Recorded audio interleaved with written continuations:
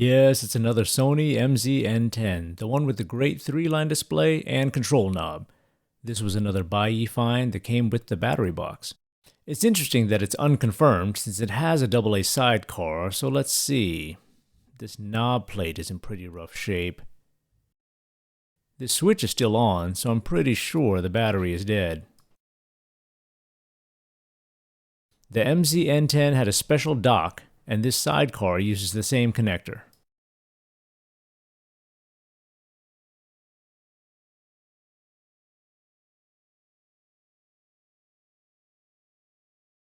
There's also quite a gap here on top.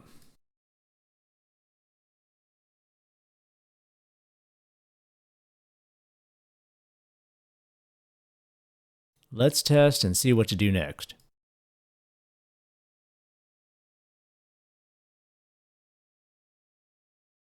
Sidecar definitely needs cleaning. Let's test with AC power. Jerry Lee sells these adapters for USB-C.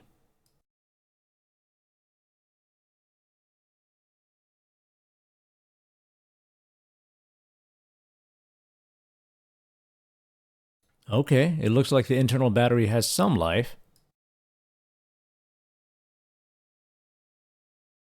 Taking a long time to read that disk, though. Read error.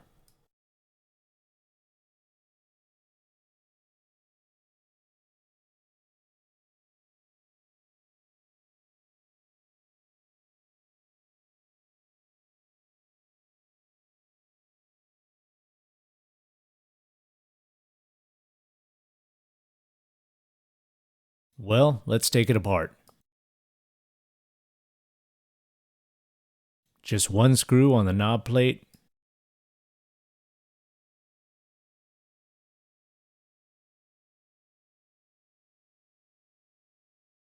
It's usually quite easy to remove, but this is wedged in there tightly.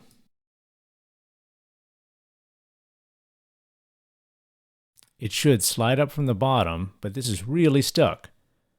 I'll try to loosen it, then start again at the bottom.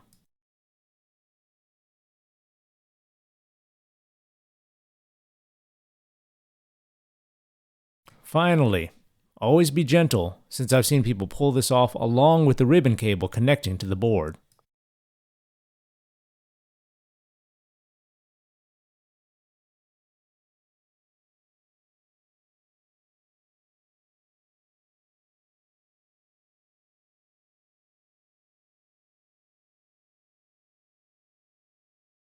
Now we can remove other case screws.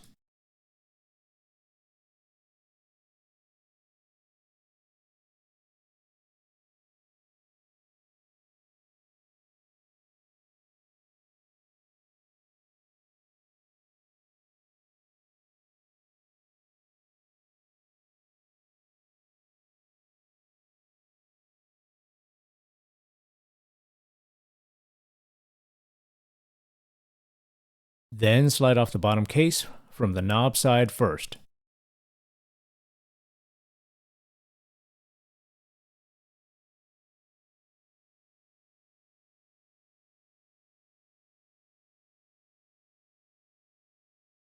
Now for the top lid, but let's look at that gap again to see if we can spot the issue.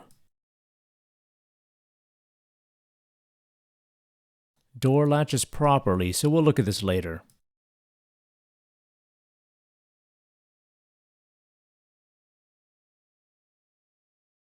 Okay, off with the lid.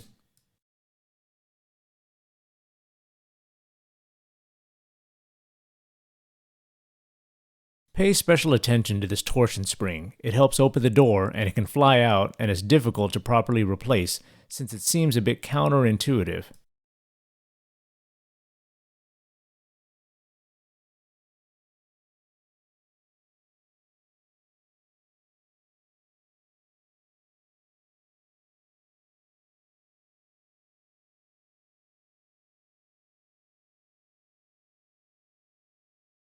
See how it's hooked on with the L part of the arm? The other part of the arm and spring are sitting in that hole next to the red mic jack.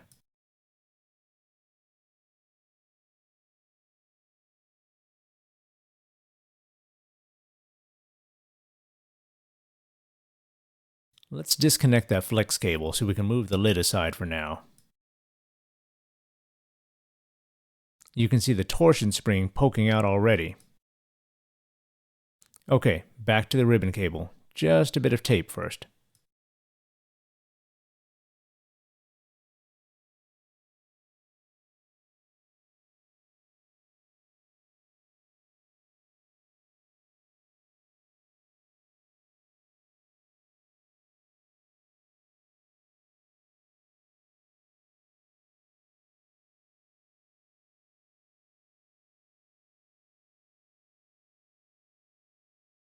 Okay, the lid is off.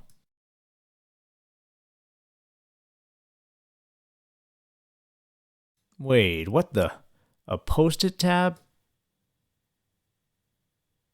I've never seen that before, and I can't think of why it's there. It says Maho 1-4 in hiragana. I'll ask some Japanese friends, but I have no clue what the significance of that is, nor do I think it accidentally fell into this MZ-N10. As usual, we're in, so let's clean. This one is relatively clean though.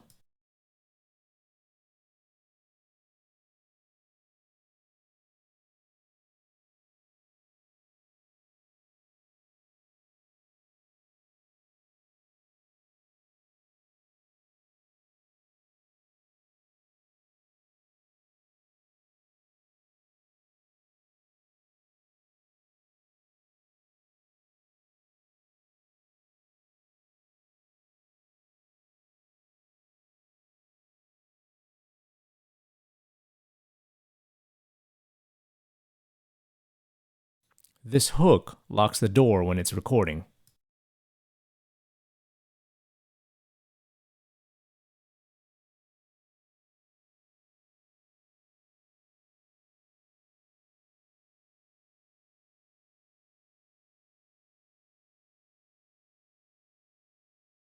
This black plastic battery cover is really swollen. That's a bad sign.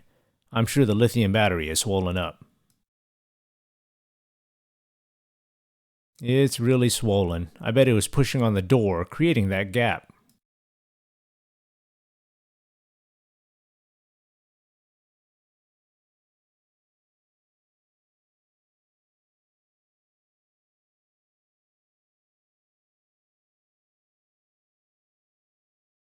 Quick lens clean, and then let's get to that battery.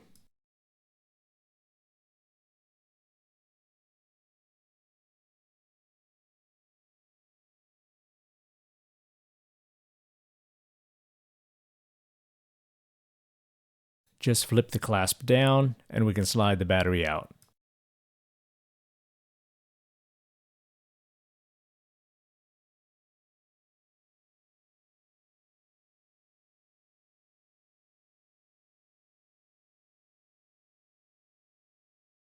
You can see it immediately. The lithium battery is swollen. It's supposed to be flat and slim, but this has turned into a spicy pillow.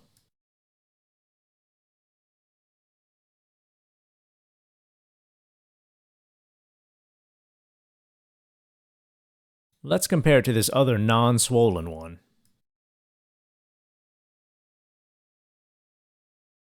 That swollen battery probably caused the tight knob plate fit and the gap in the door.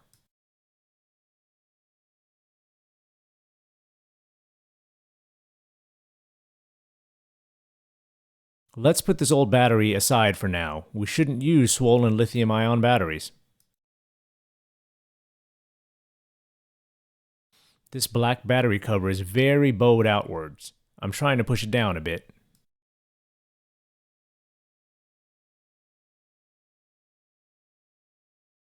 Let's slide this battery in and close the latch.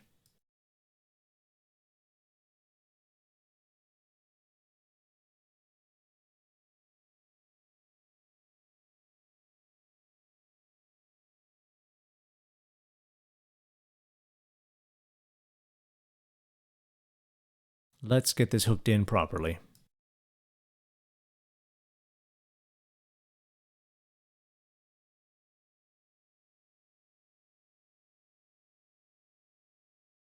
Let's lube a bit before doing any more testing. These things haven't been serviced in 20 years.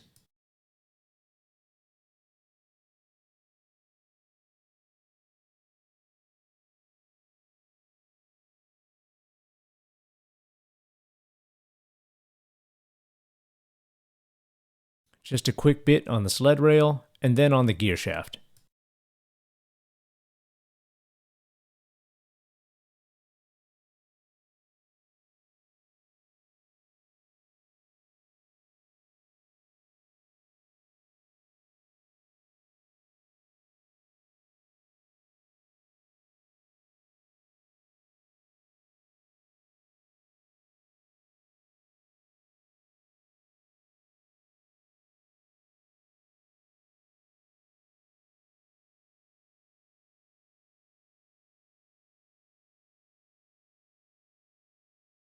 If there's any excess, clean it off with isopropyl alcohol.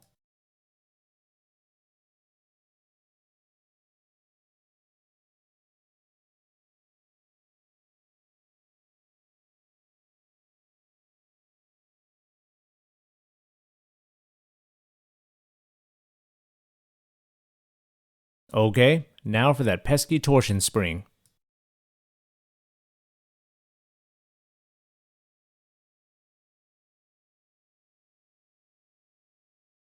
We want to put the short arm into the hole and let the spring rest in there as well.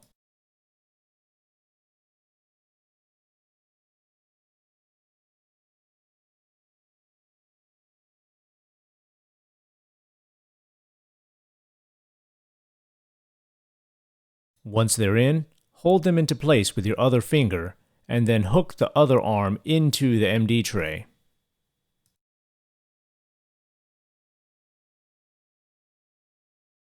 There you go.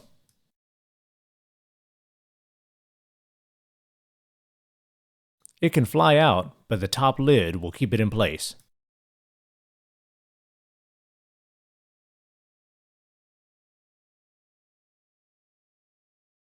Just tuck it into the top lid.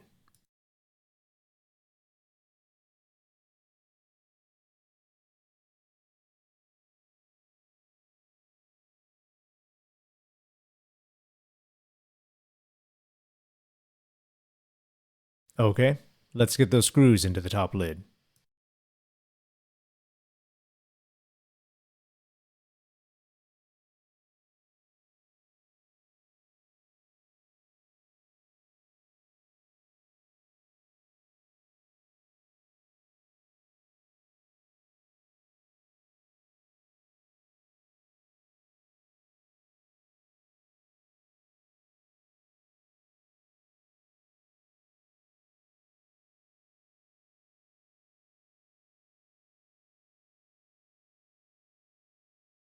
Time for the flex cable.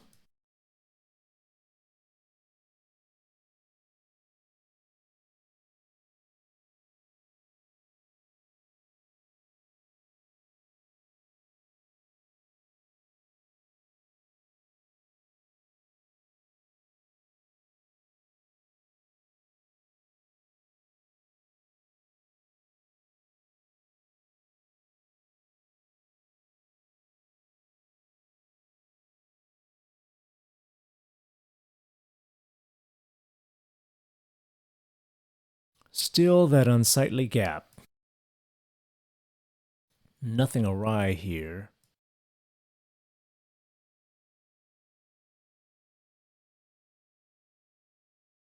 I don't see anything glaringly wrong here, so let's park the laser sled at the far side and then do some testing.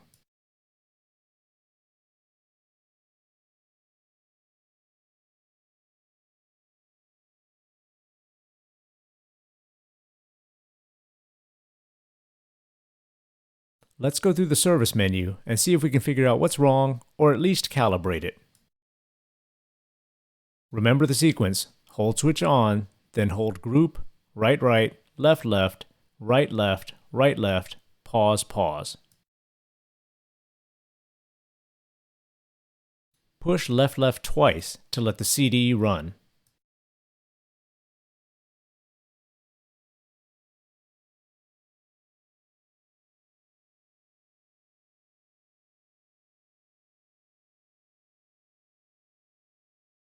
336NG is bad, since it's listed in the manual as ABCD gain adjustment, which I don't know how to adjust.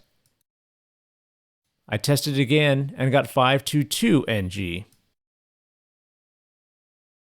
Access? That gives me an idea.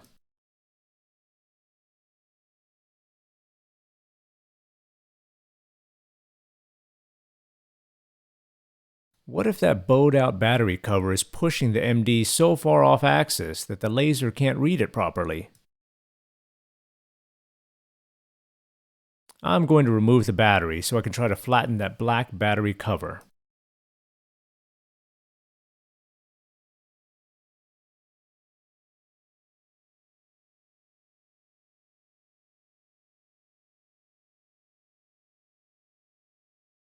Sorry, nothing technical here. I'm just pushing it down to flatten it. It's convex now. It should be flat to not interfere with how the MiniDisc should be sitting when read.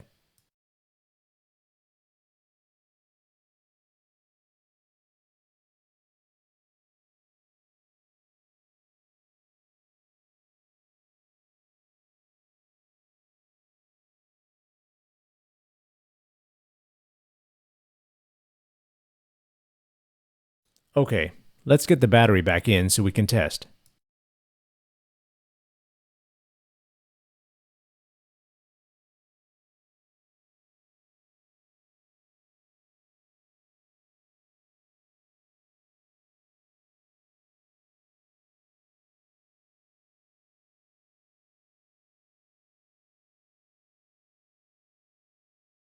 Pop in the CD, MD.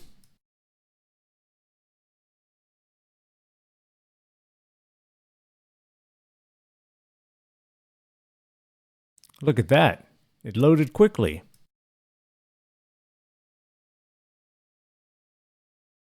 Oops, hold switch.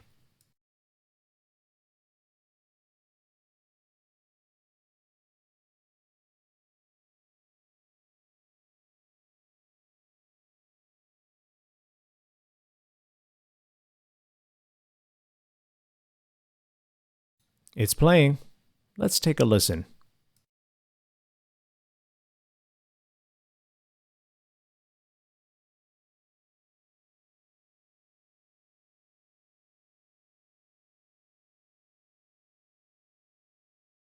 Okay, a CD worked. What about a regular MD?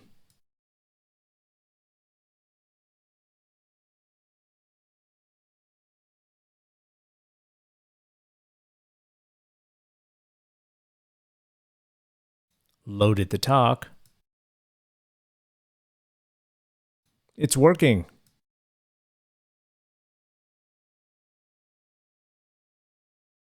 I can't say I expected that to work immediately, but I suppose that swollen battery door was pushing the MiniDisc far enough out of alignment that the laser couldn't read it properly.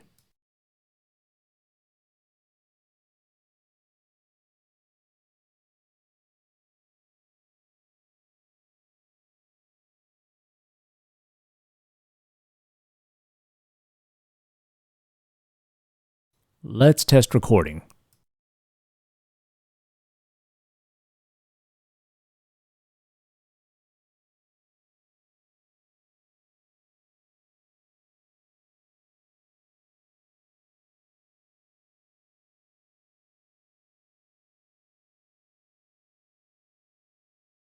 Testing, testing. 1, 2, 3.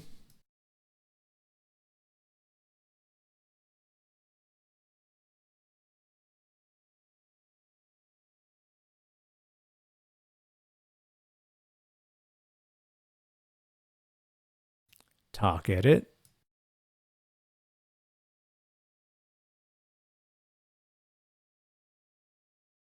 Looks good, but let's pop it out and test.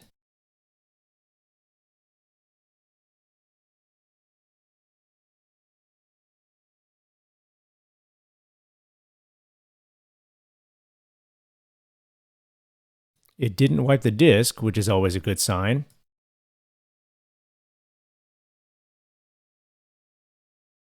And I can hear my recording. There you go, a working Sony MZ-N10. I still need to reassemble it. Make sure the hold, battery, and eject sliders are in the right place.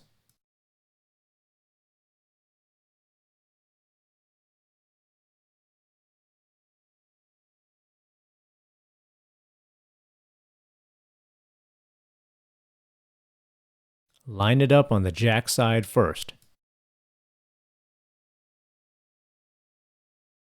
Holding it jack side down will let gravity keep the sliders in the right place.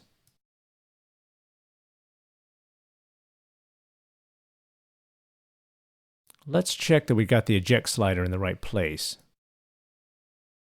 There we go.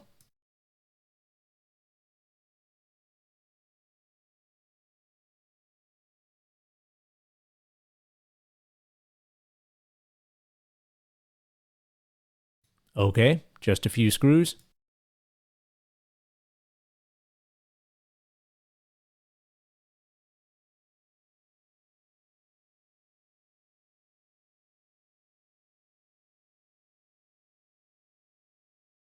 Now for the knob plate. Sideways, then down.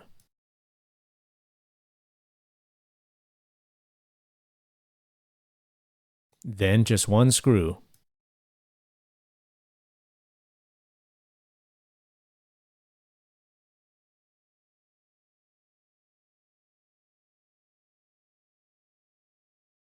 Still a bit of a gap, but it's working.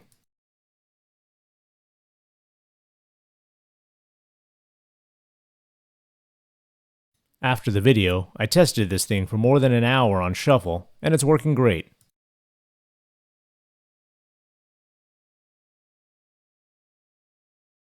You never know what you'll run into with these old things, but this was an interesting one.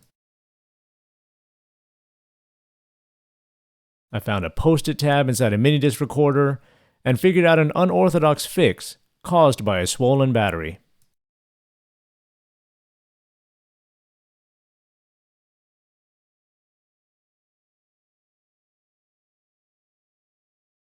As always, thanks for watching.